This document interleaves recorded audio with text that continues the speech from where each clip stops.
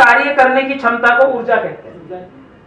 तो वो एक डेफिनेशन थी, लेकिन आप उसको, उस डेफिनेशन को अंतर्गत और अंतर गहराई से अगर आप जाएं तो उस डेफिनेशन में बहुत कुछ है, क्योंकि ऊर्जा कभी स्थान नहीं घेरती, ऊर्जा का कोई स्वरूप नहीं है, ऊर्जा का कोई रूप नहीं है।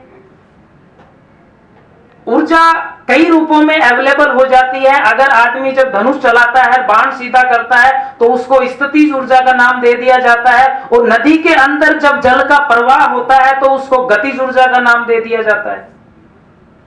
सूर्य जब प्रकाश फैलाता है तो वो प्रकाश ऊर्जा हो जाती है, और बारूद, जब बम के अंदर बारूद फटती है तो उसको रासायनिक ऊर्जा का नाम दे दिया जाता है।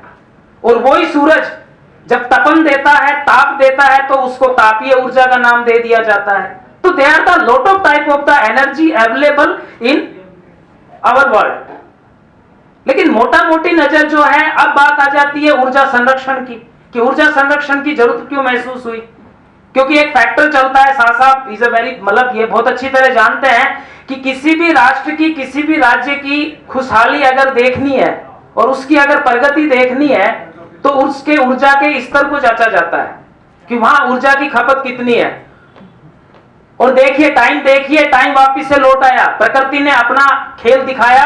अब हाल ये हो गया कि पहले तो ये पैमाना होता था कि जो देश जितनी ज्यादा ऊर्जा की खपत करता है वो देश उतना खुशहाल होगा, और वो ही ऊर्जा की खपत वाले देश आज वापिस उनके लिए संकट बन गया कि अब इस ऊर्जा का जो खपत दर है उसको कैसे रोका जाए।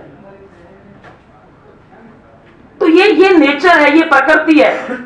मैं साहब कल ही पढ़ रहा था